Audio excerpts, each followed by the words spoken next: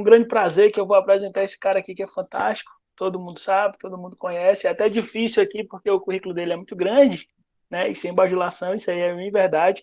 Afinal de contas, a gente quando faz um convite aqui, os caras são fantásticos, viu, professor Manuel?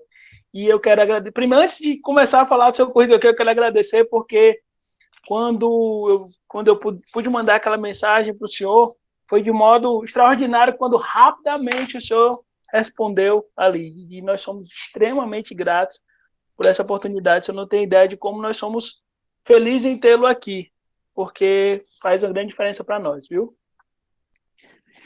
Então eu queria falar aqui um pouquinho já, inclusive eu já assisti uma palestra dele falando sobre como organizar o seu o seu currículo, né? Então, eu queria comentar algumas coisinhas do professor Emanuel. Ele possui graduação e mestrado em matemática pela Universidade Federal do Ceará, advindo um pouco antes aí já da engenharia. Tem um doutorado pela matemática, tem um doutorado em matemática pela Universidade do Texas em Austin. Eu acho que na época ele teve uma oportunidade de ter quatro locais onde ele pôde escolher. Onde foi bolsista do programa CAPS Fulbright, se eu estou correto. Foi membro do Instituto Advanced Study em Princeton, né, ali por volta de 2009, 2010. Foi consultor associado na McKinsey Company em 2010, 2011.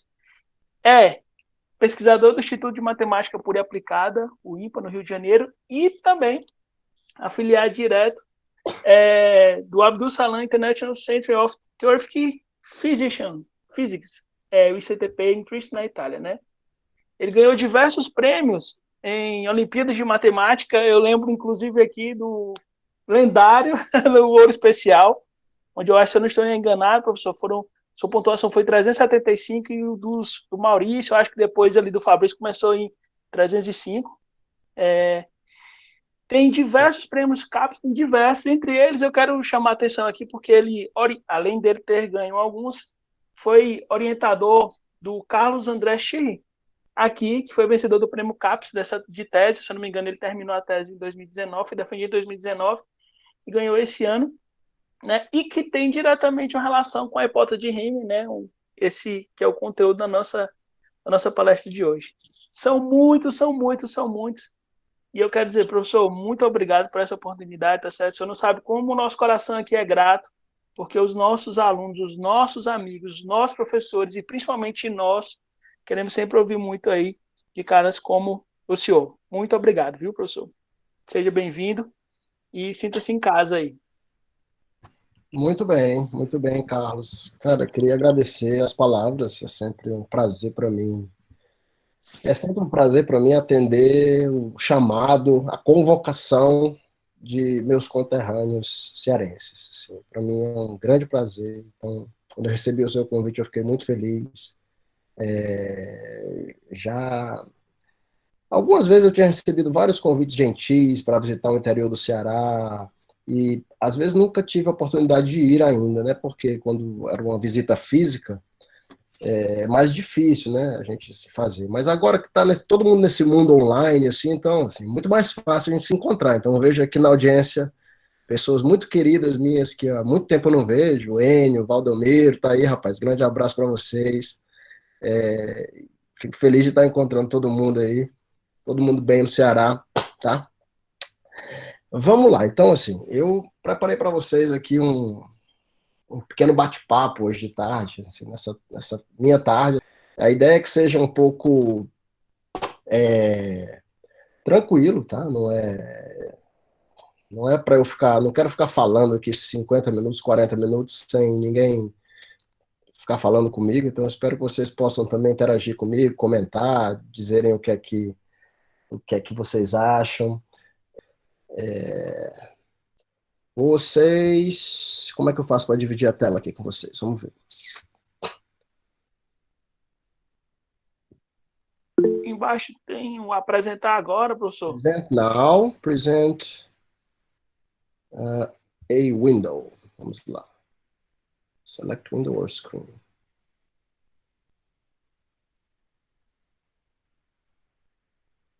Vocês veem a minha tela aqui que eu estou fazendo?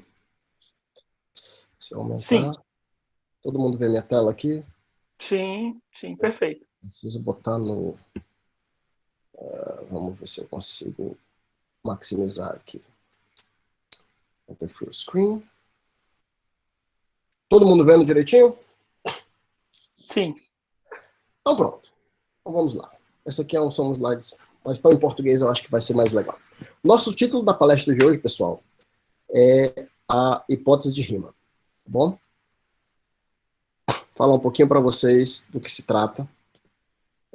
Droga. Me interrompam a qualquer momento. Deixa eu botar aqui. Full screen.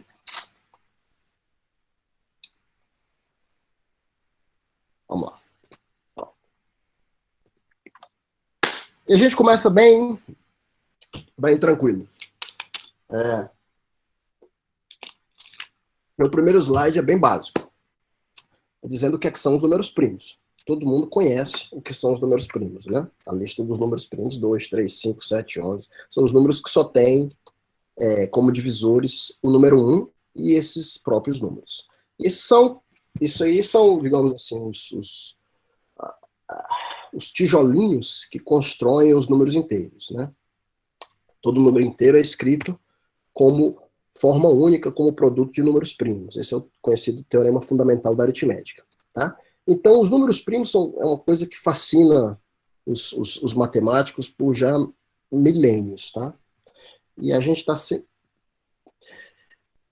interessado em compreender um pouco sobre a distribuição dos números primos, quando é que o próximo número vai aparecer, por exemplo, né? Então, assim, os números primos pequenos todo mundo conhece, mas quando a gente começa a botar muitos dígitos, a coisa começa a ficar mais complicada. Por exemplo, se eu te dei 2 exemplos aqui de fatoração de 2 números de 40 dígitos, né? Você vê que tem um númerozão gigante aqui, fatorado em primos, e outro número que é só um bocado de uns fatorados, a sua fatoração em números primos. Então, é uma coisa que hoje em dia a gente usa para fazer, né, os mais sofisticados, digamos assim, códigos, né, de criptografia para você fazer segurança na internet. Muitos desses algoritmos, muitos desses códigos são baseados em fatoração de números primos, né? Quem estuda um pouco mais de criptografia e álgebra sabe do que eu estou falando, tá? Então, eu vou começar com alguns problemas relacionados a números primos, tá? Então, meu primeiro fato que eu menciono para vocês hoje é de uma carta do Goldbach para Euler em 1742. Vou mostrar para vocês alguns documentos hoje também, tá? Onde o Goldbach diz para Euler o seguinte: naquele momento o pessoal se comunicava escrevendo carta uns para os outros, não tinha internet, tá? Então Goldbach disse para Euler o seguinte: parece-me que cada número maior que 2 é a soma de 3 números primos. O Euler respondeu dia 30 de junho. Aqui está a resposta em alemão, mas aqui está uma breve tradução em português. O Euler disse o seguinte: nós estamos em 1742. Ele disse que todo inteiro par maior do que 2 é a soma de dois primos, eu considero um teorema quase certo. Entretanto, eu não sei provar. Esse problema é um problema que está em aberto até hoje, chamada conjectura dos primos gêmeos, né? Desculpa.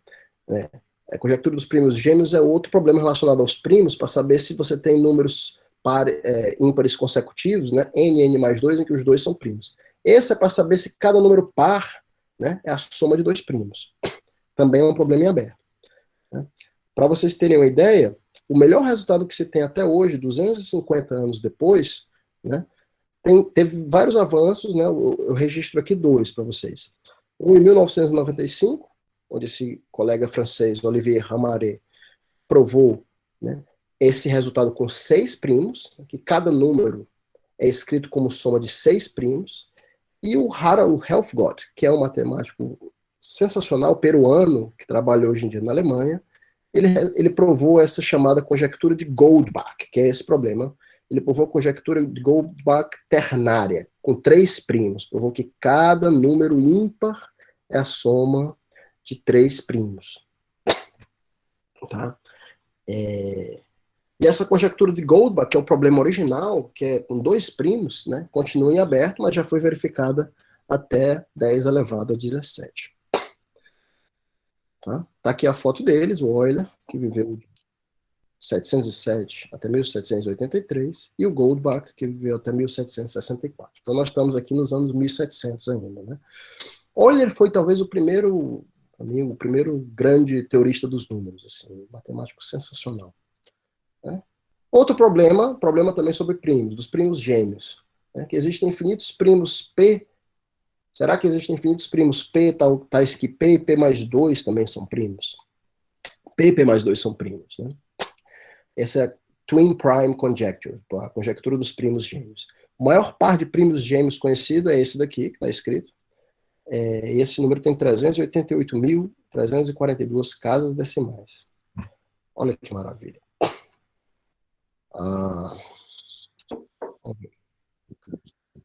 Só para vocês terem uma ideia,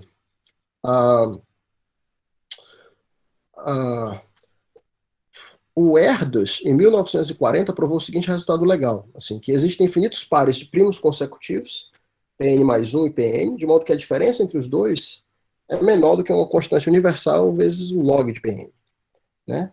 E em 2005 esse resultado foi melhorado por Goldstone, Yildirim e Pintz, provando de fato que esse C pode ser tomado tão pequeno quanto você desejar. E, em abril de 2013, esse resultado muito legal provado pelo chinês Yitang Zhang prova que existem infinitos pares de primos consecutivos, de modo que a sua diferença é menor ou igual do que um número universal, que ele obteve como sendo 70 milhões. A conjectura é para você provar que esse número universal é 2. Existem infinitos pares de primos consecutivos cuja diferença é menor ou igual que 2. Ele provou com o número 70 milhões. Quer dizer, vejam que está em azul nesse slide aqui, que a diferença anterior era uma coisa que crescia com o primo, crescia de forma pequena, mas crescia, era log do primo, né? E o grande breakthrough desse cara aqui foi provar com o número universal, né? O Yitang Zhang tem uma história muito bonita, esse matemático chinês, ele se formou, doutor nos Estados Unidos, né? Mas ele não conseguiu emprego, depois do doutorado não conseguiu emprego, chegou a largar a matemática, trabalhar em lanchonete. Ele trabalhou acho que no Subway, na cadeia de lanchonetes Subway, para quem conhece, assim, passou uns anos fora da matemática, depois voltou para a universidade numa posição bastante modesta, assim, como talvez no Brasil o equivalente fosse professor substituto, por exemplo, né, assim, uma posição mais modesta na universidade, e passou muito tempo nessa posição. Depois de 20 anos de formado, que ele conseguiu provar isso daí, né?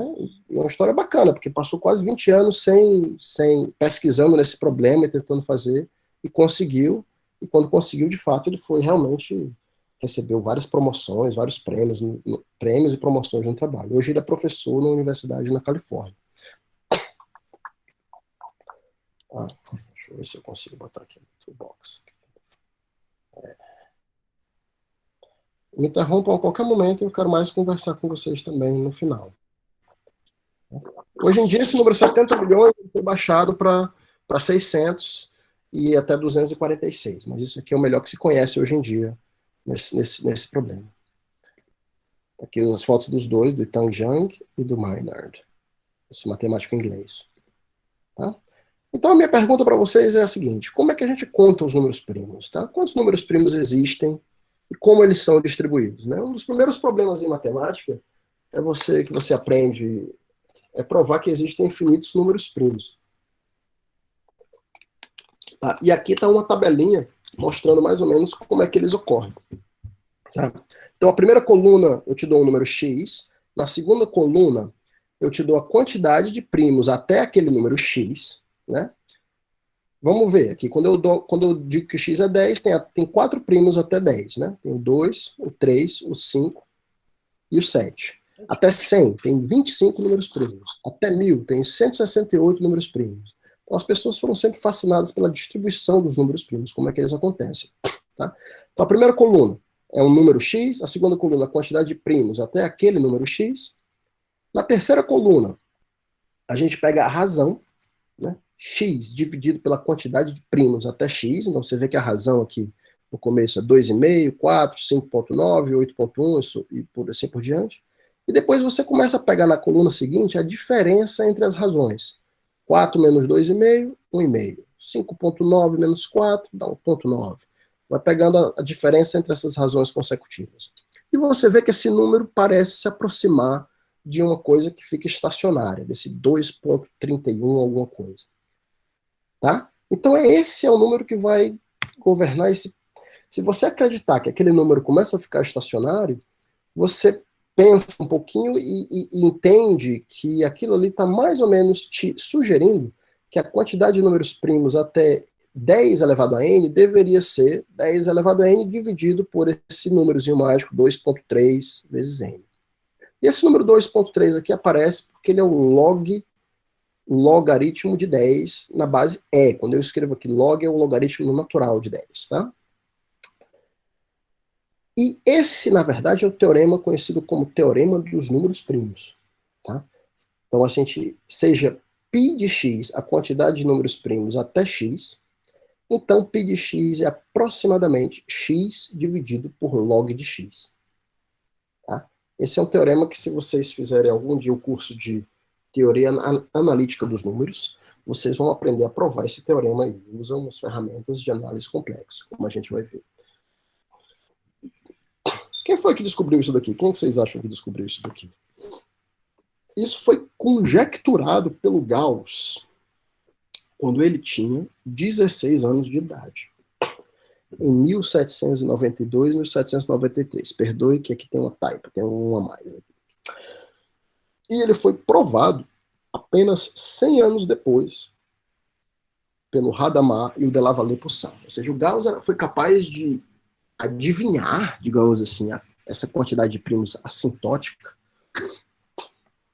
até 1895, digamos. No final dos anos 1700, uma coisa que só conseguiu ser realmente matematicamente provada em 100 anos depois. A propósito, Carlos, eu tô olhando só para minha tela cheia, porque eu não consigo ver vocês. Então, se alguém quiser falar ou tiver alguma pergunta e escrever no chat, eu não vou conseguir ver, tá? Você pode ficar dando uma olhada e me interromper se for preciso, tá bom? Fique tranquilo, professor, que aqui tem a equipe que fica no staff. Eles, quando alguém coloca uma pergunta, a gente anota e depois lhe faz no final. É possível, viu, que tenha perguntas tanto da palestra como de cunho pessoal. Aí a do pessoal, o senhor fica à vontade para responder ou não. Tá bom. Sou casado, viu, gente? 2 filhos. Só para avisar. Né? Brincadeira. Vamos lá. Ó, o Gauss, eu acho um dos matemáticos mais famosos, um dos matemáticos mais, digamos assim, brilhantes de todos os tempos. Né? Você vê que ele conjectura isso daqui quando ele tem 16 anos de idade. Né? Tem uma historinha que eu gosto de contar do Gauss, que é um dia que ele chega, a professora dele chega na sala de aula e está meio entediada e pede para os alunos calcular a soma dos números de 1 a 100.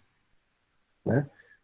Somar de 1 a 100 no pedaço de papel e dizer para ela qual é a resposta, e ela espera ficar 1 hora sem ter que falar com os alunos, para eles ficarem só pensando nisso. E o Gauss responde para ela em 10 segundos, a resposta da soma dos números de 1 a 100 é 5.050. E isso ele tinha tipo 6 anos de idade. Eu brinco que aqui ele estava um pouquinho mais maduro, com 16 anos de idade já era capaz de conjecturar essa quantidade de números primos aqui até x. Né? Então a probabilidade de um número ser primo, a probabilidade de um número x ser primo é essencialmente 1 sobre log de x. Né? Por exemplo, a probabilidade de um número de 9 dígitos ser primo é 1 sobre 21. A probabilidade de um número de 8 dígitos ser primo é mais ou menos 1 sobre 18. O celular de vocês tem 8 dígitos aí no Ceará, com 9 dígitos. Entre cada 20 de vocês deve ter o celular, que é um número primo. Se tem 100 pessoas aqui, mais ou menos 5 entre vocês deve ter um celular que é um número primo. Se alguém conseguir provar que seu número de celular é primo, você ganha um chocolate aí do Carlos depois da palestra. Deve ter 5 de vocês aí. Gauss, tá aqui a foto do Gauss, viveu de 1777 até 1855, viveu bem também, tá? Nós já estamos entrando aqui nos anos de 1800. Isso daqui é um exemplo das tabelas que o Gauss fazia na mão. Isso aqui é uma foto original, tirada na biblioteca de Göttingen, que é onde o Gauss trabalhou, na Universidade de Göttingen, na Alemanha. Isso aqui é a escrita do Gauss.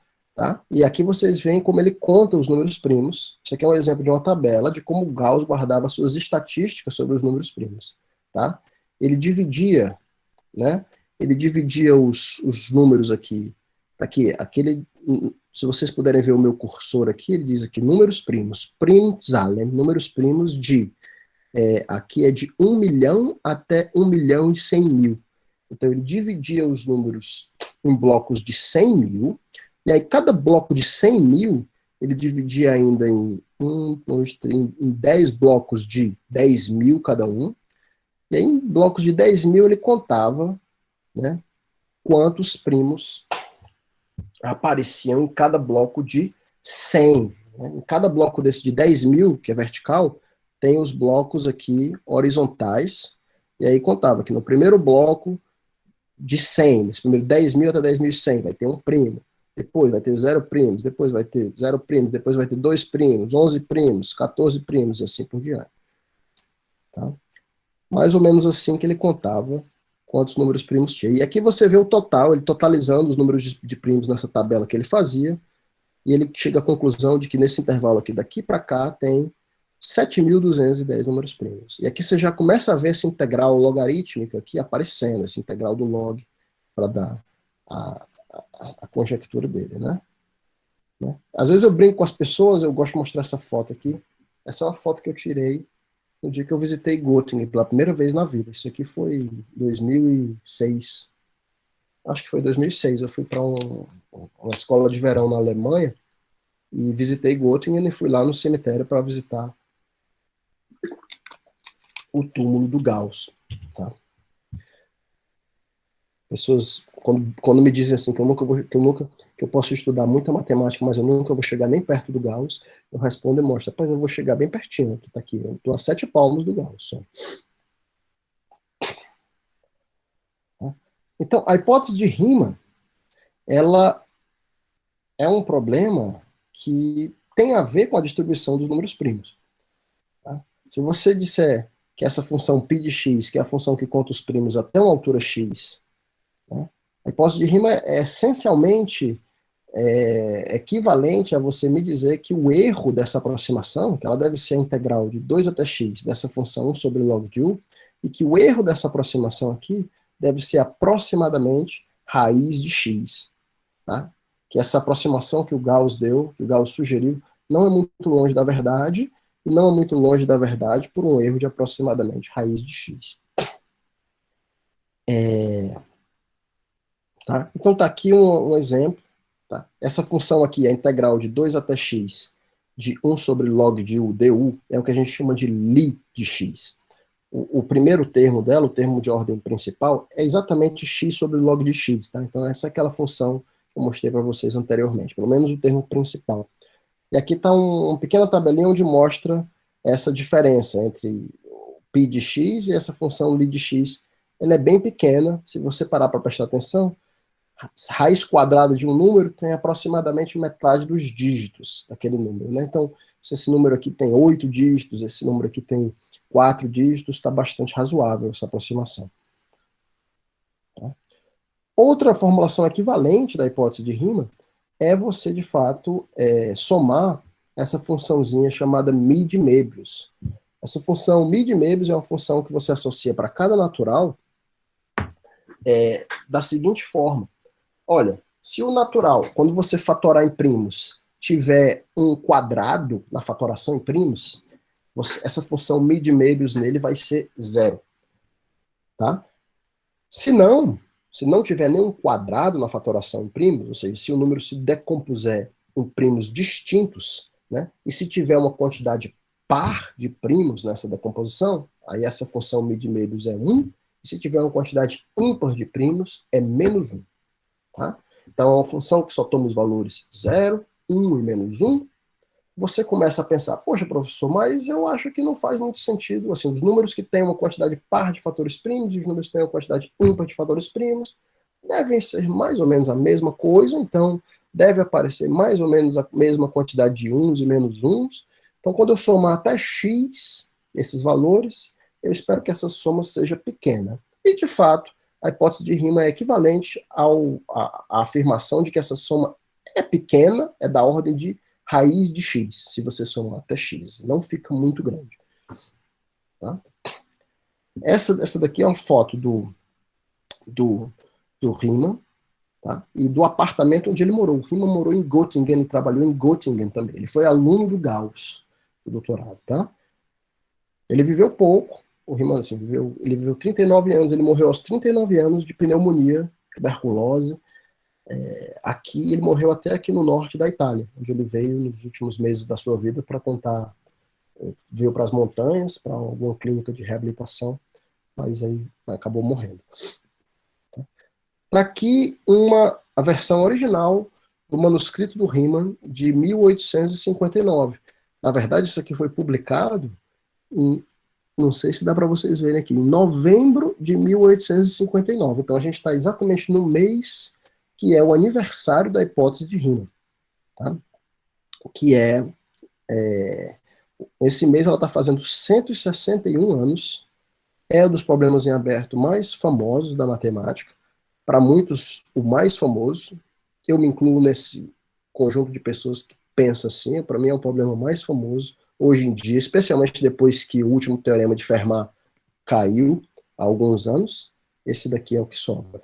Né? E está aqui a chamada função zeta de Riemann, que é essa função aqui no plano complexo. Deixa eu ver se eu vou explicar para vocês um pouquinho do que é que conta a hipótese de Riemann. Está aqui a versão publicada do manuscrito dele, publicado aqui nas Monatsberichte der Berliner Academy, né, nas notícias mensais da Academia de Ciências de Berlim, em novembro de 1859. Tá? A hipótese de Riemann é um problema que figura na lista dos problemas propostos por Hilbert no Congresso de Paris, no Congresso Internacional de Matemáticos em Paris em 1900. Tá? O Hilbert tem essa famosa lista de 23 problemas em aberto, onde ele desenvolve a palestra dele em torno dessa lista de problemas que ele acha que serão muito influentes pelo século que se abre. E a hipótese de Riemann é o problema número 8 na lista dele, aqui, se vocês pararem para ver. Tá? Ela vale $1 milhão, um prêmio dado pelo Instituto Clay, tá? Junto com outros 6 problemas de matemática. Então, no ano 2000, né, por ocasião dessa lista famosa do Hilbert, esse instituto lá dos Estados Unidos, chamado Clay Mathematics Institute, resolveu fazer uma lista de problemas, resolveu selecionar 7 problemas e dar um prêmio de $1 milhão para a solução de qualquer um deles. Né? A hipótese de Riemann é um deles, então ela vale $1 milhão para quem resolver. E desses 7 problemas propostos em 2000, colecionados no ano 2000, apenas um já foi provado, que é essa conjectura de Poincaré. Tá? Os outros 6 permanecem abertos. Tá? E o Hilbert tem uma frase famosa que eu gosto muito, né? E um dia ele falou assim: se eu acordasse de um sono de 500 anos, a primeira coisa que eu faria seria perguntar se a hipótese de Riemann foi resolvida. Tá? Deixa eu ver se eu consigo mostrar aqui para vocês, antes de eu voltar para esses slides aqui,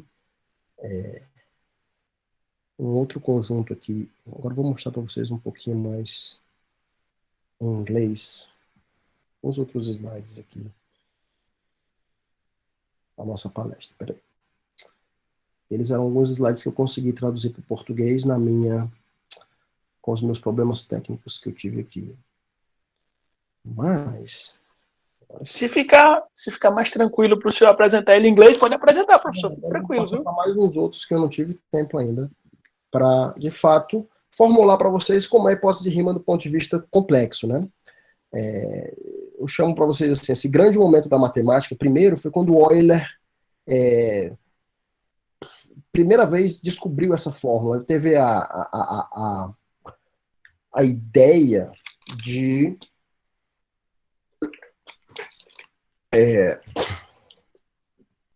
considerar a soma dos inversos das potências. Né? Então, tem essa identidade famosa do Euler, que é 1 mais 1 sobre 2 ao quadrado, mais 1 sobre 3 ao quadrado, mais 1 sobre 4 ao quadrado, e assim por diante, que ele escreve que isso daí dá π sobre 6 ao quadrado. Professor, deixa eu lhe pedir uma coisa. Eu não sei se o senhor está apresentando aí, para a gente aqui travou. Travou? A tela. Foi. Se eu puder E agora? Só Travou? ainda não. Só a apresentação você pode abrir e fechar. Eu Só vou, a eu, apresentação. eu vou, eu vou stop presenting e vou botar de novo. Peraí. Show. Stop presenting e vou botar de novo. Present now. Present a window.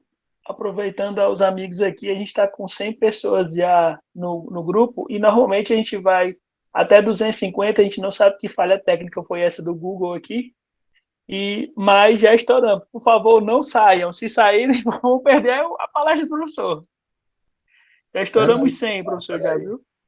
Ah, tem 100 o limite, é? Normalmente nós temos direito a 250 pessoas, não sabemos por que Eu tô tá só com 100. Mas pode ficar à vontade aí. um problema, professor. Eu já recebi mais de 50 mensagens aqui dizendo que não estão conseguindo entrar. O limite máximo deveria ser 250, mas por algum motivo o Google Meet barrou em 100. Gente, eu estou recebendo aqui uma notícia que eu não posso apresentar. Eu não posso apresentar a minha tela. Vocês têm Peraí, gente. vocês têm que me dar alguma permissão especial para eu apresentar? Eu acredito que não, só se é porque tá muito cheio.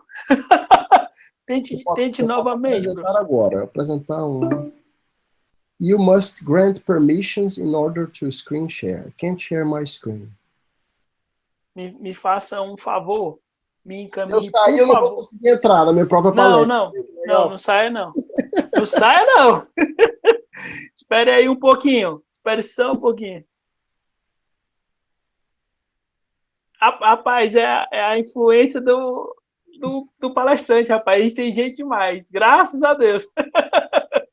Eu não estou conseguindo dividir a tela. Eu vou fazer o seguinte, Pronto. eu vou mandar para você, para ver se você... Pronto. Pode me encaminhar que eu abro aqui. Eu vou lhe encaminhar para você. Na pior das hipóteses, funciona assim. Vamos ver. Peraí. Vou mandar aqui para ver se funciona. Forward para você.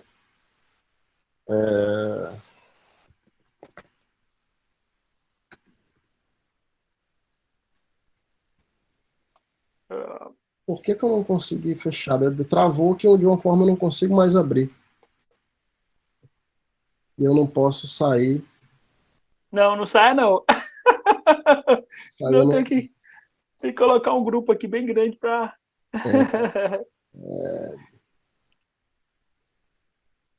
Então, deixa eu... O pessoal está comentando aqui, ninguém entra e ninguém sai. Realmente não entra e não sai. Se você sair, você vai perder. Eu mandei para você um e-mail, Carlos. Foi? Deixa eu ver aqui, professor. Consegue receber aí? Eu não consigo dividir a minha tela mais, por algum motivo. Ainda não chegou aqui, professor, mas... Must grant permissions.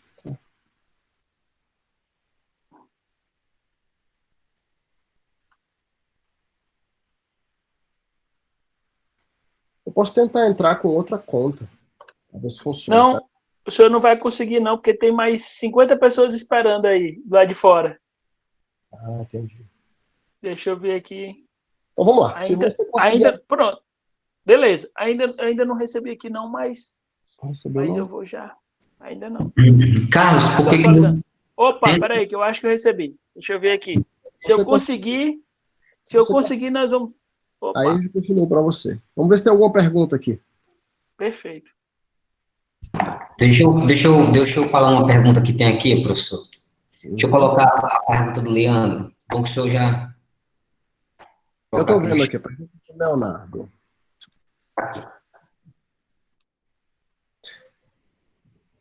Ele diz o seguinte: a função da contagem de primos, π de x, pode ser encurralada, ou seja, aproximada, por desigualdades usando séries de funções, cuja variável dessas funções são os primos menores ou iguais que um dado x. Ou seja, g de p a série à esquerda e f de p a série à direita. Se é possível fazer aproximações desse tipo, com a informação que a obtenção desse tipo de desigualdade traz, tem uma relação com a hipótese de rima. Na verdade, essa é uma pergunta muito boa, muito interessante. Isso aqui vai diretamente na linha dos primeiros resultados. Quando os slides voltarem, eu vou tentar mostrar para vocês que as primeiras formas de você obter estimativas para essa função que conta os primos, π de x, que a gente chamou, é você, de fato, encontrar sequências que majoram essa função, ou seja, que são maiores, e sequências que minoram essa função, que são menores, e tentar, de alguma forma, aproximar, né, no meio do caminho. Tá? Vamos ver. Eu acho que eu estava no slide, nessa versão em inglês aqui. Tenta botar aí para frente. Mais para frente. Pronto. Eu vou só te pedir, tu vai ter que ficar passando agora para mim, infelizmente. Fique tranquilo, aqui é de boa. Pode ficar à vontade, o senhor pode mandar passar aí que... Vai passando aí, vai para frente. Já estávamos na página... Pronto. Vamos lá, vai passando, vai passando, vai passando. Aqui, tá aqui, estamos aqui. Parou, parou. Tá. Volta. Volta, volta. Tá aqui. Era essa a ideia aqui. Então, essa daqui era que a grande ideia do Euler, né, que eu estava comentando com vocês, de considerar esses inversos, a soma dos inversos das potências. Eu me lembro a primeira vez que alguém me mostrou na vida essa identidade da soma dos inversos dos quadrados ser igual a π ao quadrado sobre 6. Eu acho que eu devia ter 13 anos ou 14 anos de idade. E eu acho que, assim, essa é uma identidade que vocês podem experimentar, mostrar para uma pessoa que gosta de matemática, que é jovem, sei lá, adolescente. E eu acho que você dá naquele momento para dizer se a pessoa gosta de ser matemática e quer estudar matemática, ou se não, muito, assim. Acho que é um bom indicativo você mostrar essa identidade, porque qual vocês acham que é a pergunta certa que a pessoa deve se fazer, assim, quando a pessoa vê pela primeira vez essa identidade na vida e tem 15 anos de idade? A pessoa, eu acho que ela tem que se olhar para essa equação e perguntar: que diabo é que o π ao quadrado está fazendo aqui? Como é que o π apareceu nessa fórmula? Faz o menor sentido para mim. Se a pessoa pergunta isso, eu já fico feliz. Rapaz, você tá certo. Eu acho que isso daí também é a pergunta certa para fazer. A pessoa tem que ficar realmente encucada e espantada com a aparição desse π aí. Né? E depois, se você fizer um pouquinho do curso de variável complexa, você vai entender como é que calcula um integral desse tipo e por que o π aparece. Né? Então, o Euler, ele teve essa grande ideia de trocar, olha, vamos trocar os quadrados por uma potência x qualquer, onde x é uma variável real. Ele considerou essa função aqui. 1 mais 1 sobre 2 elevado a x, mais 1 sobre 3 elevado a x, mais 1 sobre 4 elevado a x, e assim por diante. E aí, se você começar a decompor cada número como o produto dos seus primos, você obtém essa decomposição que eu estou escrevendo abaixo. Aí, né? Você tem as potências de 2, aí depois tem as potências de 3, tem as potências de 4, tem as potências de 7. E o fato de que essas duas coisas são iguais é por causa do teorema fundamental da aritmética, né? Ou seja, se você quiser pegar um número que é 12, como é que você vai encontrar o 12 elevado a x? O 12 elevado a x, você vai lá, 12 é 2 ao quadrado vezes 3. Então, o 12 ele vai aparecer quando eu seleciono 1 sobre 2 ao quadrado e 1 sobre 3, e fizer o produto. E o resto tudo, nesse produto infinito, eu escolher os uns. Né? Então, você tem essa relação aqui de que a soma desses 1 sobre n elevado a x é igual a esses produtos infinitos aí das séries dos inversos dos primos. Tá? E o Euler, nesse momento, usa essa identidade para provar que a soma dos inversos dos números primos é uma soma divergente. Ou seja, isso aí implica, por exemplo, que a quantidade de primos é infinita, né? Mas é uma coisa que é mais forte. Vamos passar o slide, Carlos, para ver onde que a gente vai parar.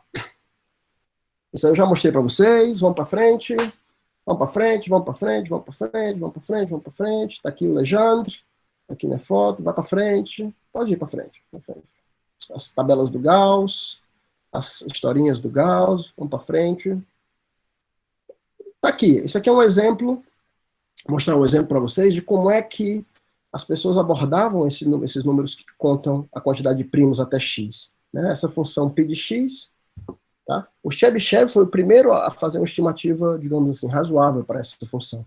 Mas em vez de contar, né, ou seja, você está contar os números primos menores ou iguais que x, é você contar a quantidade 1 cada vez que você passa por um primo. Tá? O Chebyshev teve essa ideia de considerar essa nova função psi de x, onde cada vez que você passa por uma potência de primo, até x, você conta a quantidade log de p. Tá? E ele provou que essas duas funções estavam relacionadas, ou seja, que a função π, que conta os primos até x, era aproximadamente o que a gente quer que seja, né, x sobre log x, se somente se essa nova função psi fosse aproximadamente igual a x. Ou seja, isso daí é uma coisa que, no final das contas, é mais fácil de provar. E é assim que as pessoas, de fato, provam, tá, esse resultado. Né? E está aqui um exemplo de uma estimativa que o Leonardo estava propondo. Essa última linha aí, né, o Chebyshev conseguiu provar que essa função π de x, que você gostaria de provar que é igual a essa função li de x, que é x sobre log de x, ele provou que ela estava limitada por cima e por baixo por um certo fator. Né? Então esse resultado foi 1.800 e pouco. Vamos passar para frente, Carlos. Ver o que é que a gente tem depois aí. Tem a foto do Chebyshev, a foto do Riemann, já mostrei para vocês. Deixa eu mostrar para vocês um pouquinho. Aqui, falar um pouquinho sobre esse paper do Riemann, né? A grande ideia do Riemann, nesse paper dele de 1859, o Riemann vocês devem conhecer por várias outras coisas em matemática. Em particular, a geometria riemanniana, né? A integral de Riemann, tá? Mas esse foi o único paper na carreira dele em teoria dos números. É um paper de 8 páginas, né? Chamado, essencialmente, aqui o título em alemão, sobre a quantidade de primos até uma determinada grandeza, publicado em novembro de 1859. A grande sacada dele, em comparação com o Euler, que tinha estudado essa função, que era a soma dos inversos dos números, foi considerar isso do ponto de vista da análise complexa, ao invés de considerar do ponto de vista de variáveis reais. Né? Então, Euler considerava a soma de 1 sobre n elevado a x, o Riemann pensou nessa soma como a soma de 1 sobre n elevado a s, onde s é um número complexo. E você tem aqui a mesma fórmula de produto que o Gauss, que o Euler tinha. Só que isso daqui começa valendo, isso aqui agora é uma função de uma variável complexa, vocês vão ter esse curso em algum momento da vida matemática de vocês, o curso de análise complexa, onde vocês vão estudar um pouquinho sobre essas funções de variável complexa. Essa é uma função que ela só é convergente, em princípio ela só está definida para números complexos com parte real maior do que 1. Tá? E ele, nesse paper, ele introduz essa função e ele apresenta as principais propriedades que ela tem. Então ele apresenta várias propriedades. A primeira é que essa função tem uma continuação analítica para o plano complexo, com um polo simples quando S é igual a 1. Então essa função, ela realmente, quando S é igual a 1, ela explode, ela dá infinito, né? E esse é o único polo dessa função, se você considerar ela como uma função de variável complexa. Passa para frente. Né? Ela satisfaz uma equação funcional, ou seja, essa função zeta que você definiu no slide anterior, se você considerar essa função xi, definido no meio dessa página aí, como sendo um meio de s, s menos 1, uma potência de π, e essa função gama, que é uma função meromorfa também, vezes zeta, se você escrever ela nessa forma bonitinha, você tem uma chamada equação funcional. Essa xi de s vira xi de 1 menos s. Tá? E isso daí é que te permite, essa equação funcional, que te permite estender, assim, considerar essa função no plano complexo inteiro. Ela começa sendo definida só à direita do 1, com essa equação funcional você consegue definir ela para o outro lado. E nessa faixa crítica você tem que fazer também um pequeno, quer dizer, antes de tudo isso começar, você tem que fazer uma pequena extensão para ela começar, em vez de começar à direita do 1, começar à direita do 0. Tá? E aí depois você usa a identidade, a equação funcional, para estender ela para o plano complexo inteiro. Essa foi a segunda observação do Riemann. Então o Riemann definiu a função, provou que ela tinha um polo simples no 1, provou a equação funcional para a função dele, encontrou a fórmula para a quantidade de zeros. Essa função, o que acontece é que a direita do 1, ela não tem nenhum zero, porque ela é um produto de coisas que não são zero. Então, um produto de coisas que não são zero não é zero, mesmo que esse produto seja infinito. Tá? Então, a direita do 1, ela não tem zeros. Pela equação funcional, ela não vai ter zeros à esquerda do zero também, a não ser uns zeros que a gente chama zeros triviais, que vem aí por conta da função gama. E todos os zeros dessa função vão estar dentro dessa faixa crítica, no plano complexo, que estão entre a parte real 0 e 1. Essa é chamada faixa crítica. Tá? E o Riemann já sabia calcular, esses zeros existem, ele já sabia calcular a quantidade desses zeros até uma certa altura t. Né? Ele sabia que o número de zeros que essa função tem até uma certa altura t, a parte imaginária t, é mais ou menos da ordem t vezes log de t. Tá? Isso aí o Riemann já sabia. Passa o slide, Carlos, por favor. Né? Ele também tinha fórmulas explícitas. Por que essa função zeta de Riemann é tão importante? Porque ela relaciona os zeros de uma função no plano complexo com os números primos, através de fórmulas chamadas fórmulas explícitas. Né? Esse número 4 aí é um exemplo de fórmula explícita. É aquela função psi, que o Chebyshev definiu, né, que toda vez que você passasse por uma potência de primo, p, você somava log p, ou seja, essa função psi é uma função que carrega informação aritmética sobre os primos. Tá? E do lado direito, você tem uma soma sobre os zeros da função zeta de Riemann. Esse ρ aí são os zeros da função zeta de Riemann. Você tem uma coisa que mora no plano complexo. Então você tem sempre essas relações entre números primos e zeros da função zeta. Tá? E o Riemann conclui o paper dele com essa frase inocente, que depois veio se tornar a hipótese de Riemann. Né? Ele diz, no paper dele, da fórmula produto, a gente vê que a função zeta não tem zeros quando a parte real de S é maior do que 1. Da equação funcional, a gente vê que a função zeta tem apenas os zeros triviais nos inteiros negativos pares, quando a parte real menor do que zero. Então, todos os zeros que ela tem parte real entre 0 e 1, e ele sugere o seguinte, olha, eu acho que todos os zeros complexos dessa função, todos os zeros, então, na verdade, cuja parte real eu sei que estão entre 0 e 1, na verdade eles estão alinhados, eles têm parte real igual a 1 meio. Tá? Passa para frente para a gente ver o que tem depois. Tá aqui o manuscrito original dele, eu já mostrei para vocês no outro slide, passa de novo. E tá aqui a parte do manuscrito dele original, que ele submeteu para publicação, onde ele sugere isso. Tá escrito aqui em alemão, para quem sabe ler alemão, as primeiras duas linhas. Eu não sei, eu peguei uma tradução aqui da internet, né? Mas isso quer dizer essencialmente o seguinte. Olha, vamos ver o que ele diz, olha como é interessante, né? Ele diz o seguinte, olha, uma pessoa encontra aproximadamente esse número de raízes entre esses limites. Né? Isso aqui ele está se referindo à fórmula dele de contar os zeros, de uma altura 0 até uma altura t, ou seja, ele tem uma fórmula aproximada para a quantidade de zeros. E aí ele conclui a frase. E é muito provável, it's very probable that all the roots are real. É muito provável que todas as raízes sejam reais. No caso dele aqui, ele está trabalhando com os eixos rodados, tá? Ele está pegando essa reta real igual ao meio, está rodando 90 graus. Então, as raízes, ele está vendo isso aqui como se fosse o eixo dos números reais. Por isso que ele diz que todos os zeros são reais, mas você tem que entender, na verdade, o que ele quer dizer é que é provável que todos esses zeros estejam alinhados. É isso que isso aqui significa. Passa aí o slide, Carlos.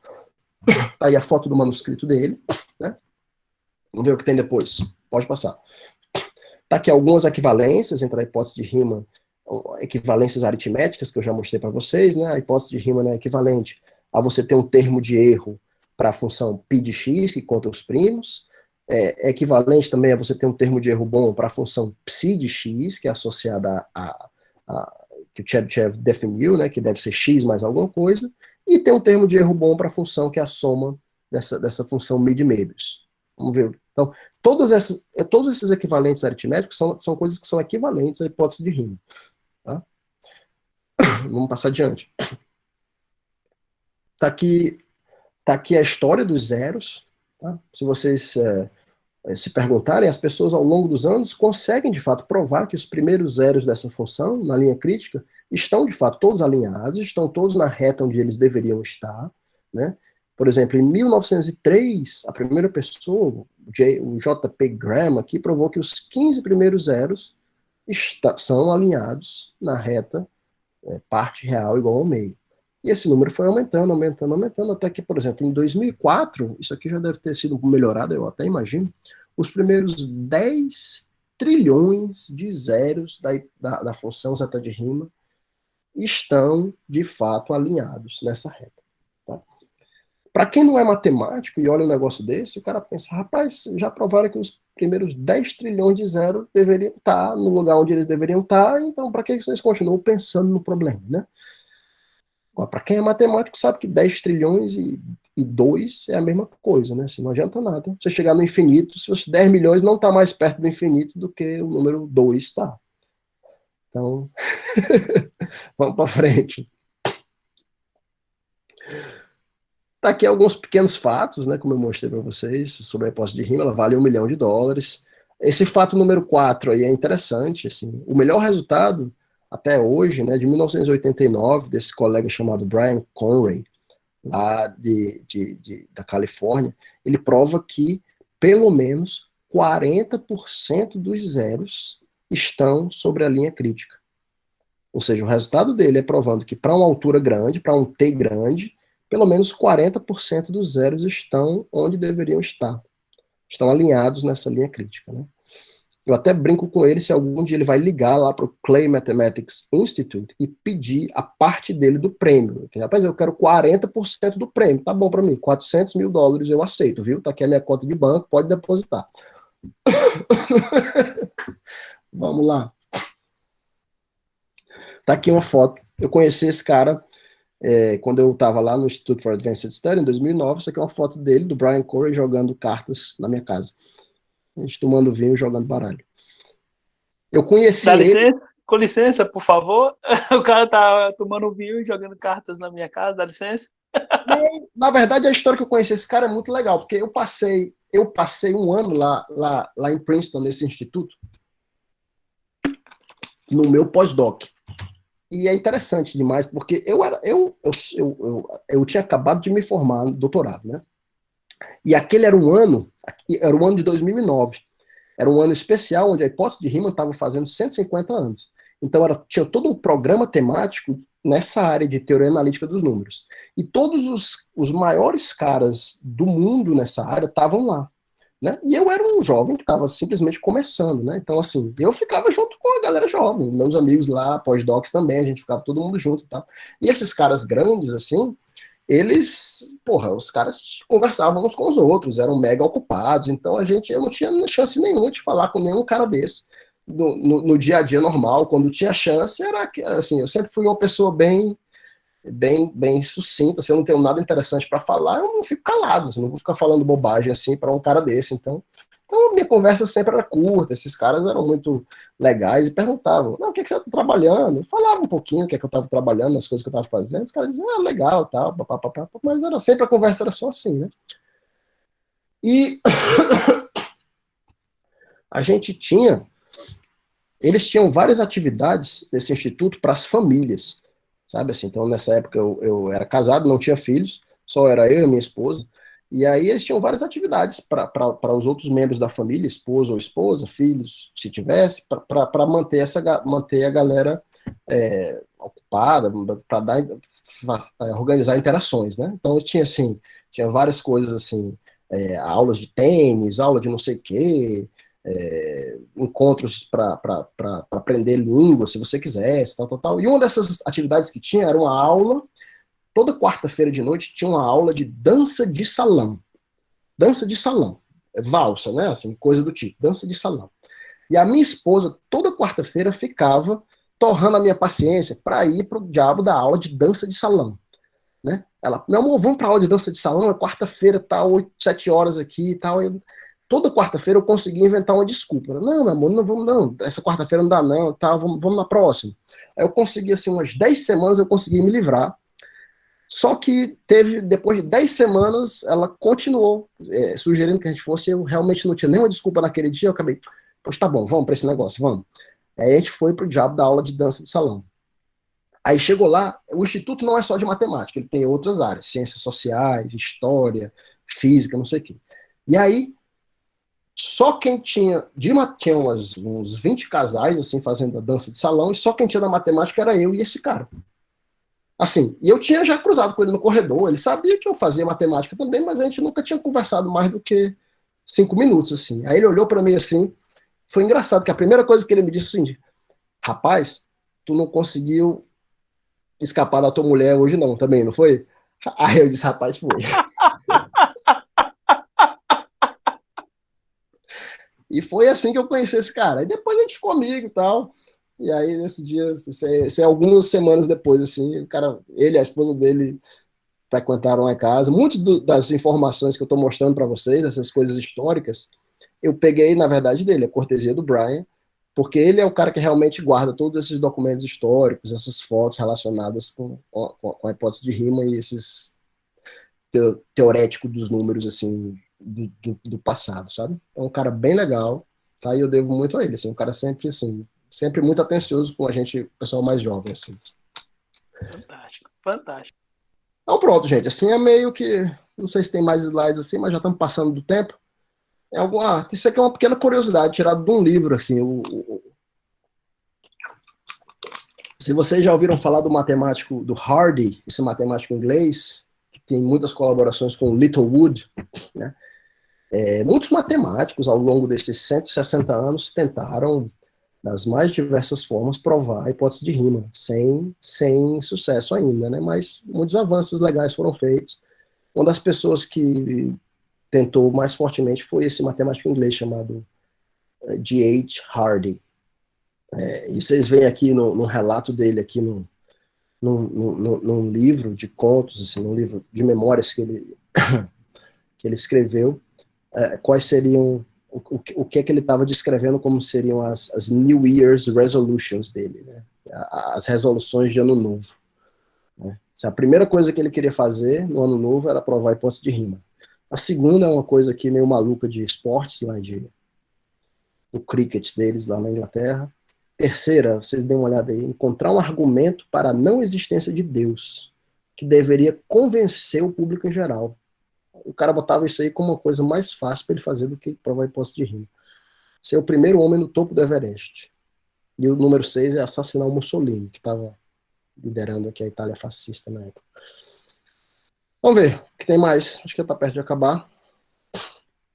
O Polya, outro matemático que também pensou na hipótese de rima, levantou a hipótese dos zeros da função zeta de rima poderem ser interpretados como certos autovalores de um operador autoadjunto. Se vocês lembram do curso de teoria espectral, que vocês vão fazer em análise funcional, né, vocês aprendem que tem os operadores compactos autoadjuntos, né, e esse teorema espectral diz que os autovalores de um operador desse tipo, autoadjunto, são reais.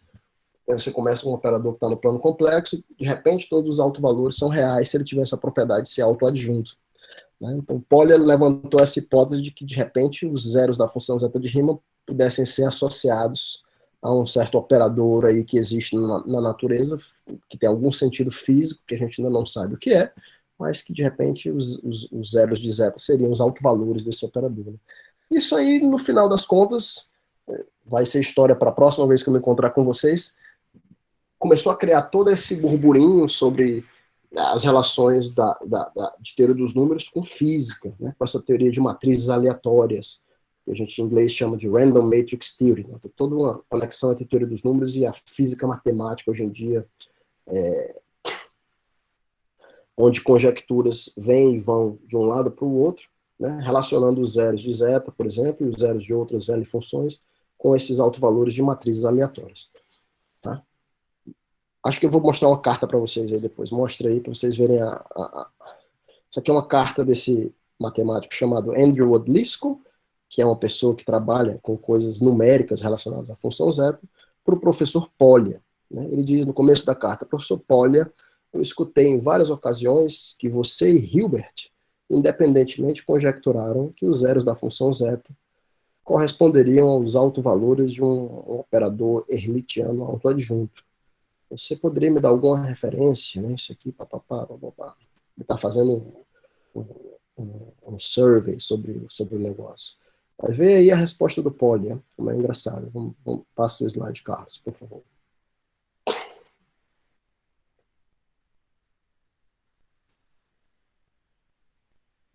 E acho que travou para mim.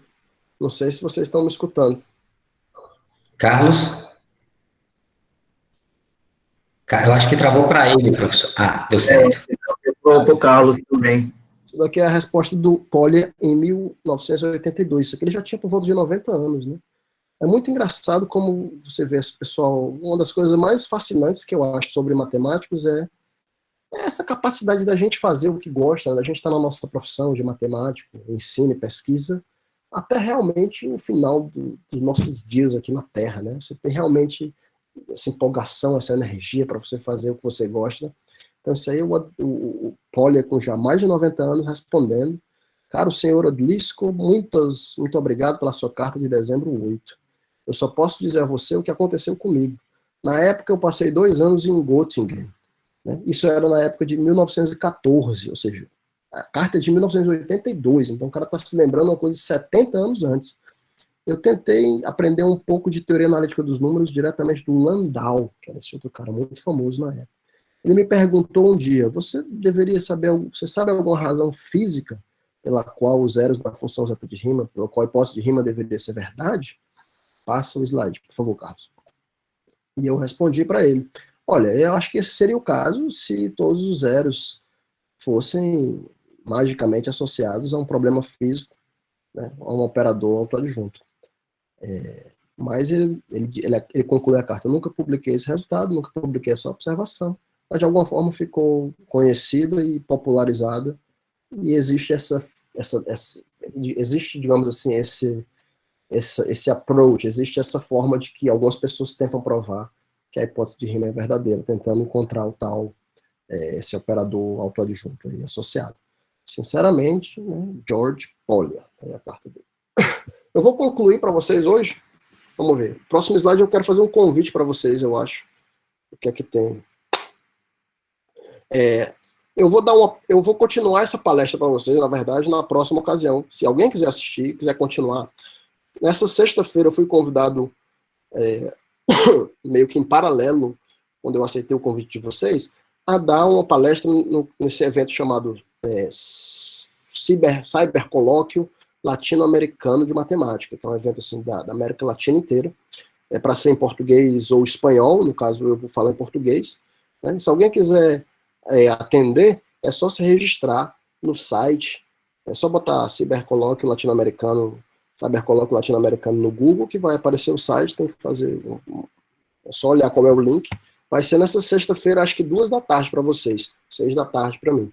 E eu vou falar um pouquinho também dessas coisas sobre a hipótese de Riemann, mas agora com um enfoque um pouquinho mais para pesquisa, assim, mostrando um pouquinho do que a gente faz em termos de pesquisa, misturando a parte de análise de Fourier, que é o que eu mais ou menos faço, com a parte de teoria analítica dos números. Tá? O que eu faço é uma coisa na interseção dessas duas áreas, e alguns problemas onde você mistura técnicas de análise de Fourier para atacar problemas relacionados à hipótese de Riemann. Como que o Carlos mencionou no começo da palestra, esses problemas do nosso ex-aluno do IMPA, o Carlos André Tiri Chaves, que recebeu esse prêmio de tese agora.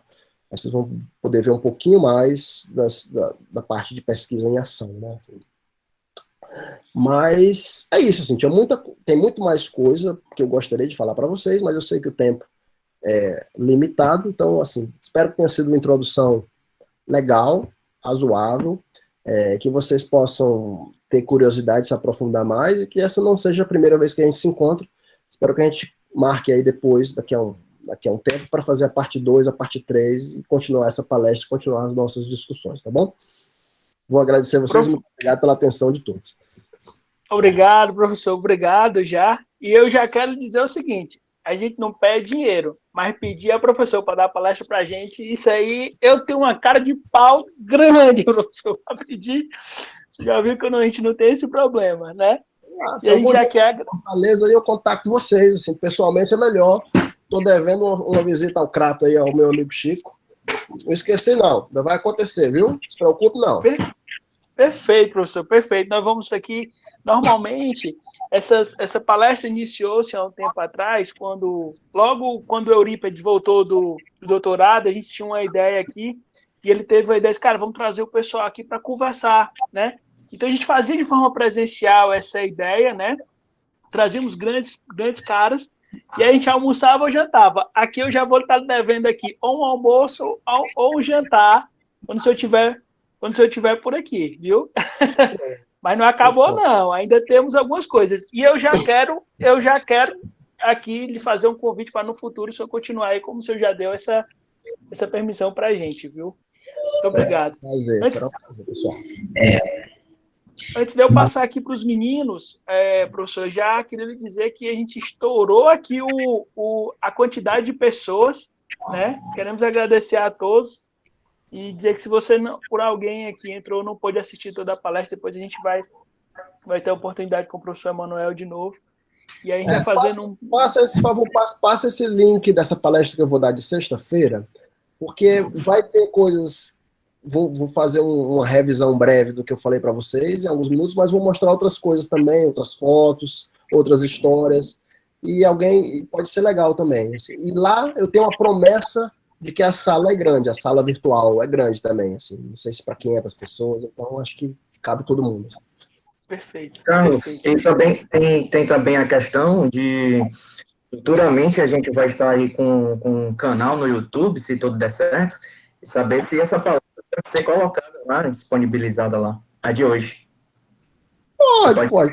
Muito tranquilo, pode botar. Sem problema, tá? Pode botar. Perfeito. Eu queria passar aqui agora a palavra aos meninos que organizaram algumas das perguntas. Eu também tenho uma pergunta, vou fazer mais no final. Tá bom. Professor Eurípides, professor Diego Ponciano e professor Genilson Gomes. O Eurípides acho que saiu agora, então eu vou começar aqui. O Leonardo novamente pergunta, né? Diz que em 2014, França e Leclerc apresentaram uma estatística dos zeros não triviais da função zeta, né? Usando uma equação explícita que usa a função W de Lambert. E aí essa equação estima a ordenada T lá dos zeros não triviais considerando um determinado erro pequeno. O que é que esse mapeamento dos zeros na linha crítica traz de informação sobre a hipótese de Riemann? Essa é a pergunta. E se buscar refinar esse mapeamento, se é uma boa área para atacar em termos da teoria da função zeta? Olha, deixa eu ver, assim, eu já conheci uma vez o Leclerc, pessoalmente, uma vez, mas eu não conheço em particular esse trabalho dele, não, assim, eu sei que ele faz muita coisa relacionada com estatística dos zeros, da função zeta, algumas conjecturas e tal.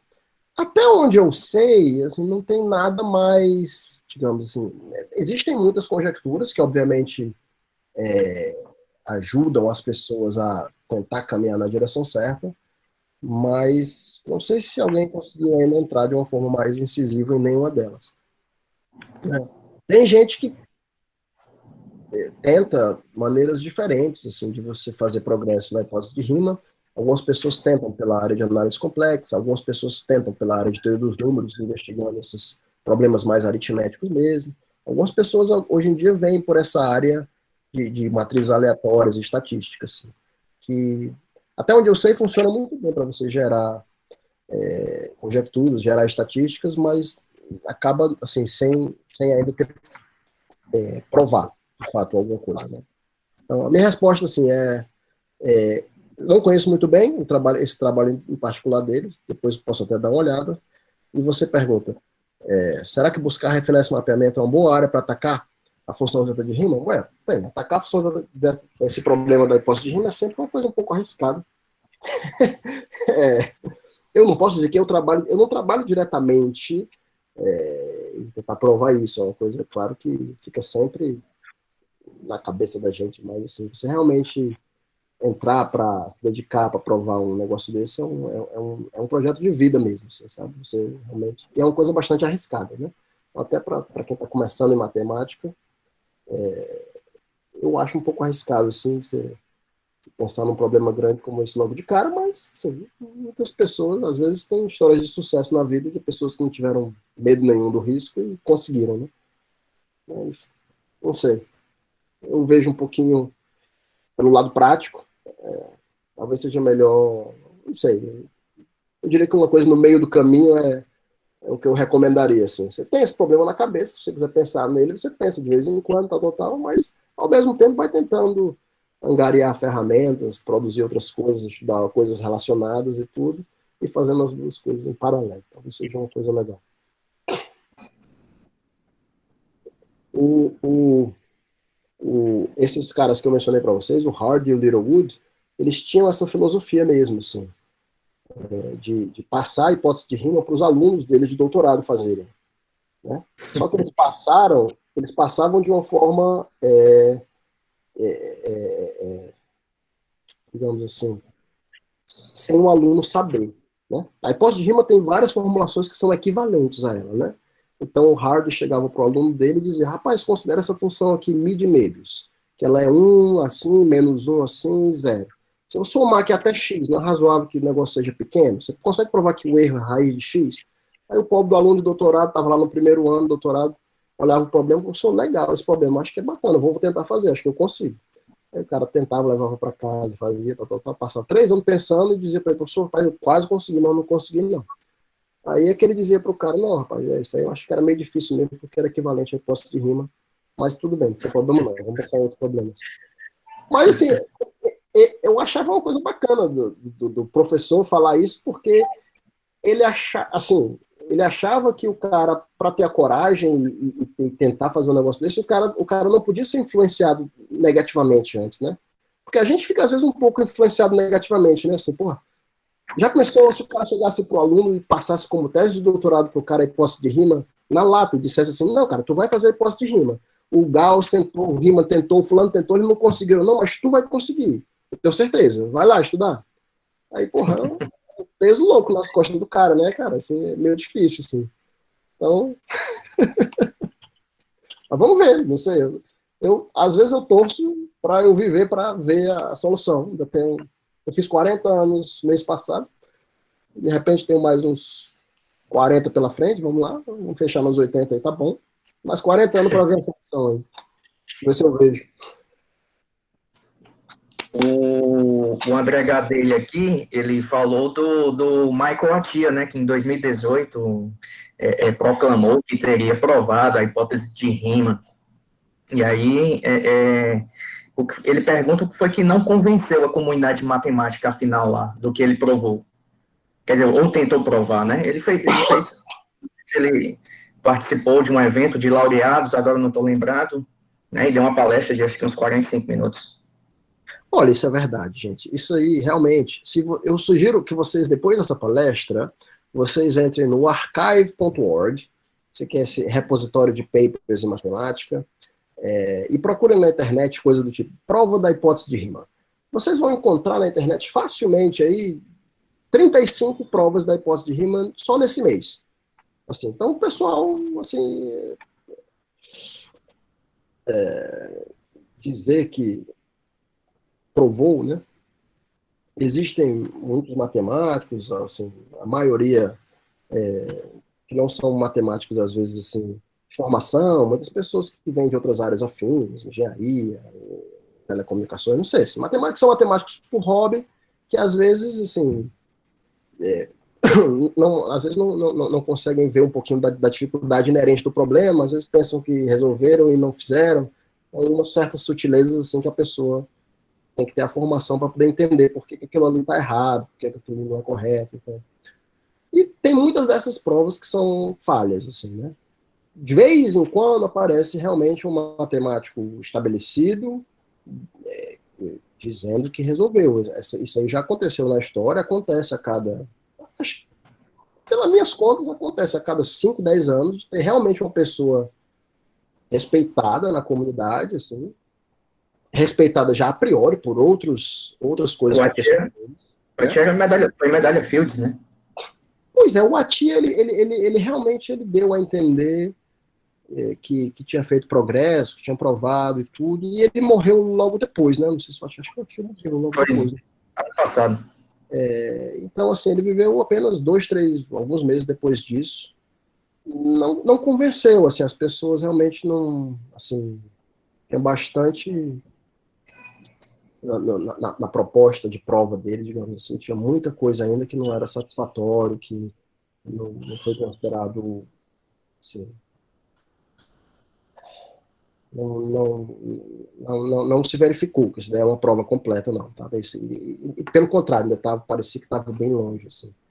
Quando um matemático desse mais, uma pessoa já estabelecida faz uma afirmação dessa, o resto da comunidade cai em cima forte, assim, para verificar, sabe? Então, realmente, eu me lembro quando eu era aluno de doutorado, lá no Texas, em 2008, teve um cara bom, assim, que assumiu ter provado, assim, negócio de rimo, botou o paper na internet, e assim, aí todo mundo realmente cai para olhar, assim, cai para verificar os detalhes, né? Eu me lembro que o Terence Tal, um padre, chegou para olhar o papel do cara e em 2 ou 3 dias descobriu um erro ali, sutil, lá no meio do paper, comunicou o cara e o cara se retratou. O cara disse, realmente, tá errado, pediu desculpas e tal, e tirou o paper, assim. Né, o cara...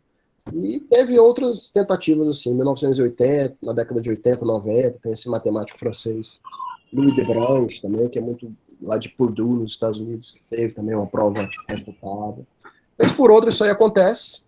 O que eu diria para vocês é que tem muitas, todo mês tem muita prova de matemáticos amadores, o hobby, mas vez por outra tem uma tentativa mais séria, assim, de uma pessoa que é estabelecida, mas todas elas, no final das contas, ainda provaram estar incompletas. Assim. É bem difícil esse problema.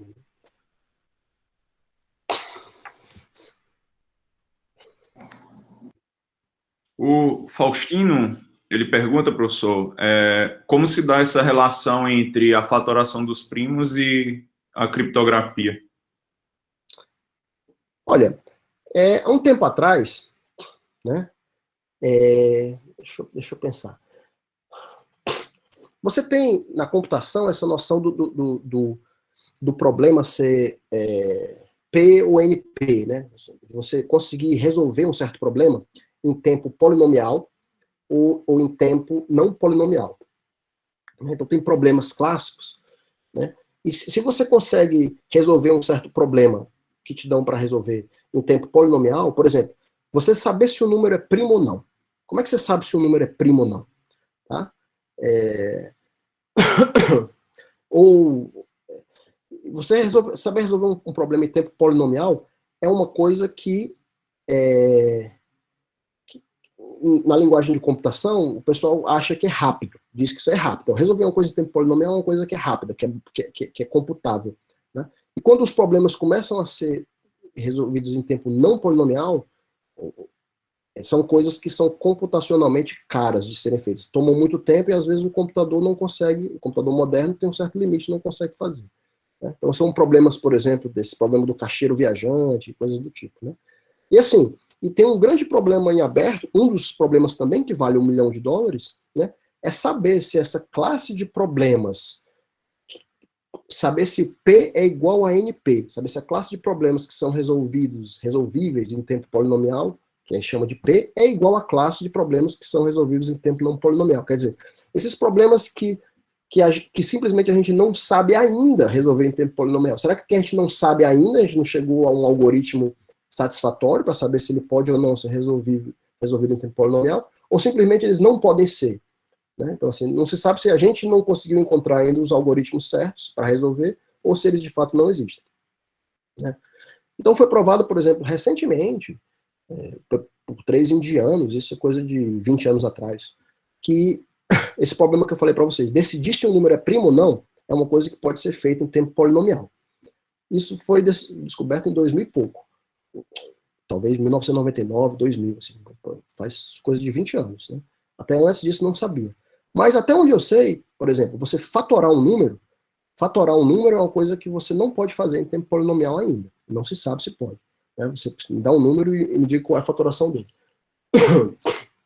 Posso estar enganado, tá? Mas pelo que eu me lembro vagamente é isso.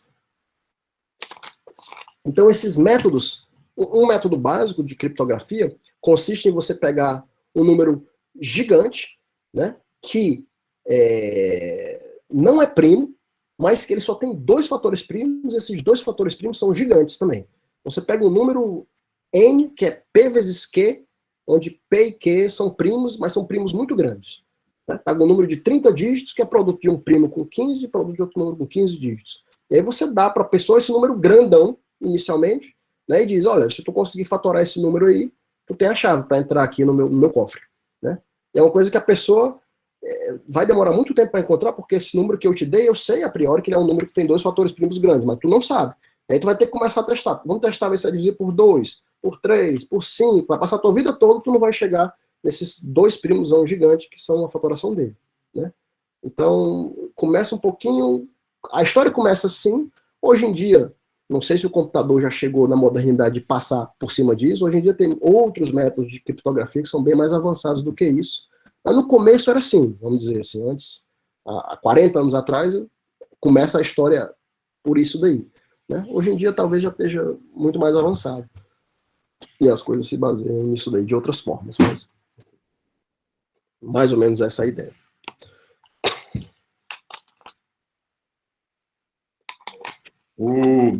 O Enio Lima, ele pergunta aqui, né, para o senhor tentar explicar aí em linhas gerais, ele até fala, mas bem gerais mesmo. Atualmente, o que você está o que você está pesquisando que está relacionado com a hipótese de rima?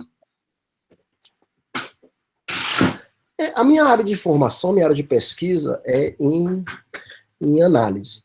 Tá? Então, se vocês lembram dos cursos de pós-graduação de vocês, mestrado, doutorado, né? A minha formação é análise real, análise complexa, análise funcional, toda essa parte assim, que envolve análise no sentido amplo. Tá? Mais particular, eu gosto muito dessa parte de análise harmônica. Análise harmônica, também chamada análise de Fourier, é a parte da análise que se propõe a estudar todo tipo de fenômeno oscilatório na natureza. Tá? Quando você tem um fenômeno oscilatório, a parte da matemática que modela isso é a análise harmônica, tá? Através da transformada de Fourier. Então, a matemática por trás de fenômenos tipo, todo fenômeno de telecomunicações, todo fenômeno de máquina de ressonância magnética, tem uma partezinha de análise harmônica lá no começo, né? Obviamente, a cadeia do conhecimento, todo mundo sabe o que é. Que é o matemático puro fala com o matemático aplicado, que fala com o engenheiro aplicado, que fala com o engenheiro, que no final produz o iPhone, né? Assim, mas tem todo mundo é importante nessa cadeia aí.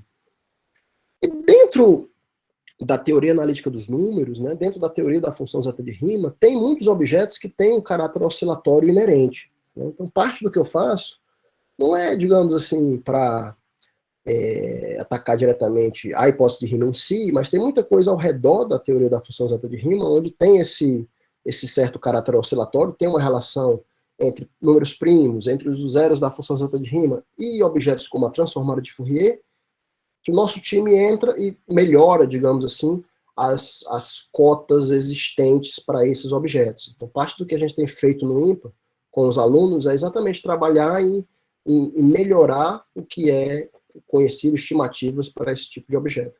Acho que eu vou ter um pouquinho a chance de falar mais sobre isso na sexta-feira, se você quiser assistir ainda, tá bom? Show.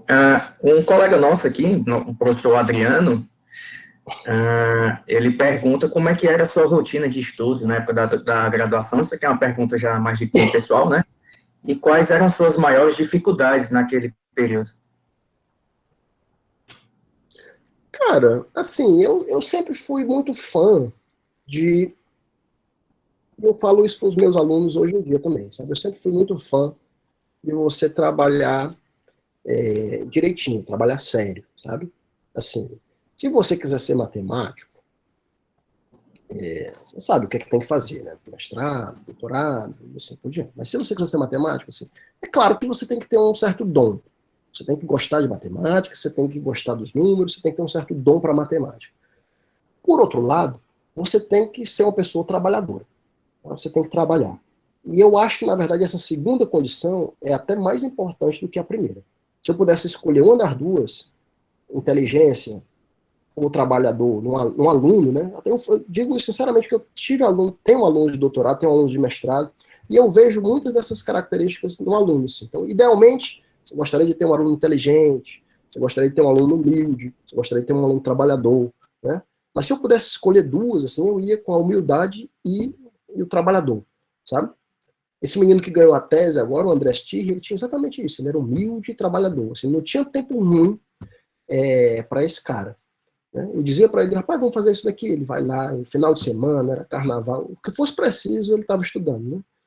Talvez ele fosse até mais trabalhador do que eu era bastante trabalhador também, né? Então, assim, Você perguntava como é que era a minha rotina. Bem, minha rotina era normal, assim, na hora de trabalhar, na graduação e mestrado, eu estudava normal com meus colegas aí, muitos de vocês estão aí na audiência, vocês podem até, Braga pode até falar como é que era, a opinião de terceiros aí sobre mim, se quiser.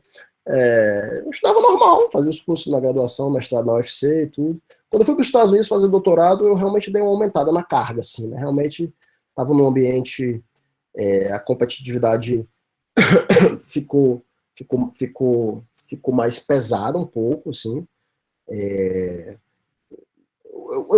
Assim, de forma alguma, puxando pelo outro lado, desmerecendo a graduação e mestrado que eu fiz. Muito pelo contrário, eu acho que a graduação e mestrado que eu fiz foram excelentes, e eu teria feito tudo de novo, né? Aí, às vezes, você, até pela própria ascensão na sua carreira, você sempre tem que estar em posições de você estar se colocando num ambiente, assim, onde o nível de competitividade aumenta, né? Então, você vai de um local, você vai para um outro programa, onde o nível de competitividade aumentou ali, gente vindo do mundo todo, gente boa de vários países diferentes, a competitividade aumenta um pouquinho, você tem que responder com uma certa dose de trabalho boa também. Então, eu fui para fazer doutorado nos Estados Unidos, continuei trabalhando forte, assim, 8 horas por dia, normal, 9 horas por dia, né? Sempre nessa vibe, assim. Tive a sorte também de ter muitos bons professores, tive a sorte de escolher bons orientadores, pessoas que me ajudaram no caminho, sabe? A minha sugestão para qualquer um de vocês assim, que estivesse perguntando isso é: se você quiser trabalhar forte, se realmente se dedicar a isso ali, fazer uma rotina de trabalho normal, de 8 horas por dia, se quiser estudar, se quiser se dedicar, isso sempre vai ter gente ajudando você. Você sempre vai encontrar uma pessoa para ajudar você e levar para o próximo passo, seja qual for o que você quiser, que você almejar. Agora, as coisas não caem de graça. Se você realmente ficar parado, não pode esperar também que as coisas caiam do céu, sabe? Então, é um misto disso, assim. Tentar fazer o seu melhor, sempre se... Eu nunca fui de me comparar com outras pessoas, assim. Eu sempre procurei tentar fazer o meu melhor.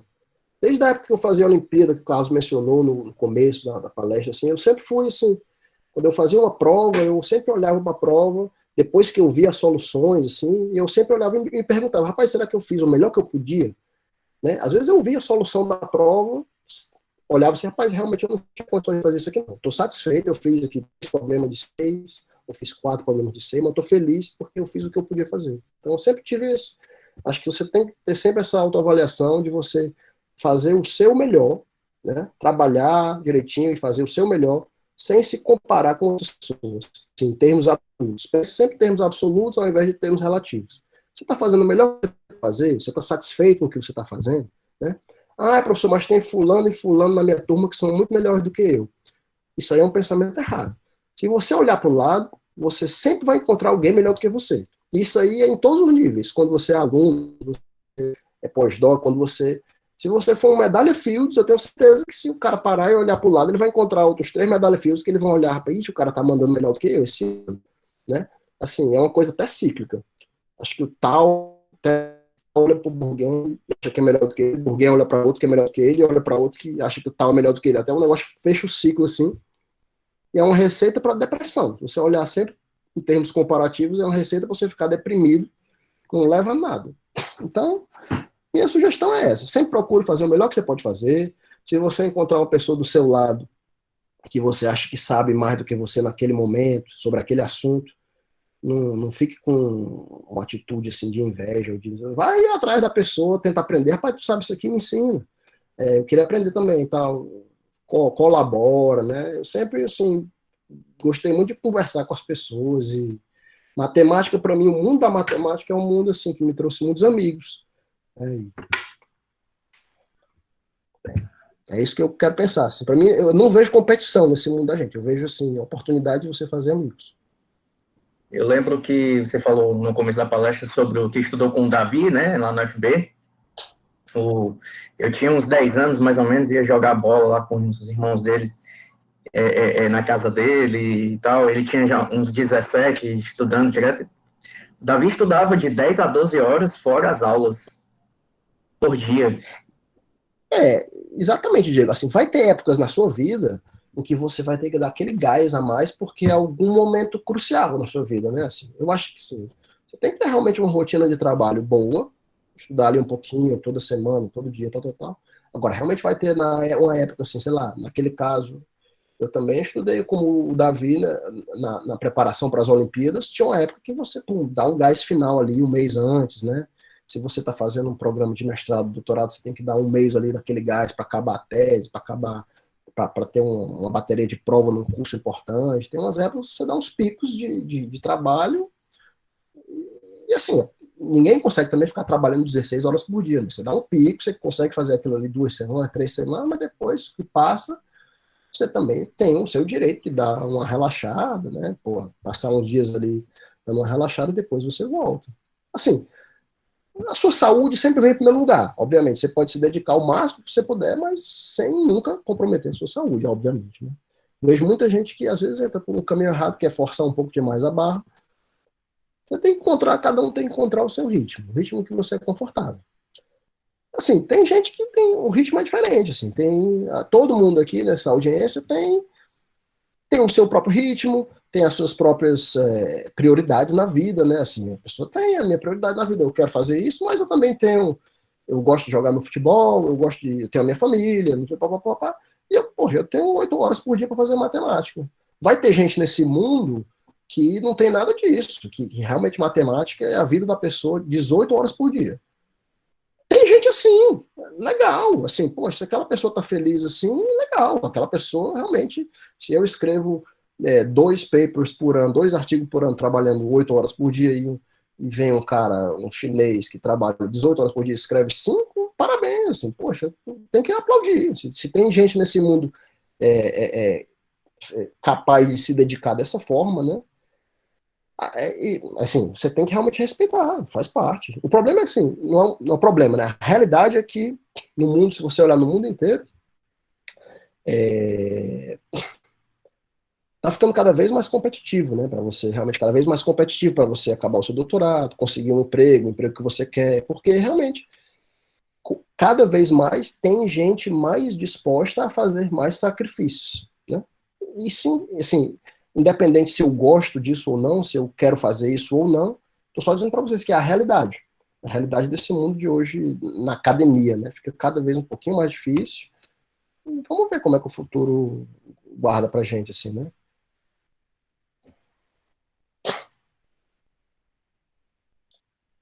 Perfeito, professor, perfeito. Professor, pelo avançar um pouco mais da hora, nós já vamos meio que encerrando por aqui, né? A gente tem um hábito aqui, tá certo? É uma cultura nossa, que nós temos, assim, que é de quando a gente encerra a palestra, a gente pede a todo mundo que abra o seu microfone, né? Então, já vou pedir o pessoal que já sabe. A gente vai abrir os microfones, tá certo? E quem puder também, se quiser, abrir as câmeras, né? Porque normalmente a gente dá os parabéns a todo mundo. O senhor vai até olhar, o senhor está no IMPA lá, a gente, quando fez o Pró-Olímpico e o Papimê no começo do ano, a gente gravou um vídeo e na hora que o professor Gugu terminou a palestra lá, a gente bateu palmas, inclusive os meninos do IMPA colocaram lá no próprio site do IMPA, né? Então, gente, na minha contagem aqui, se você puder, quem já tiver, pode deixar a sua câmera ligada também, se quiser, e o áudio, tá certo? Então, eu vou contando aqui, quando a gente concluir os 5, você pode bater palma. Então, é 5, 4, 3, 2, 1, 0. Agora.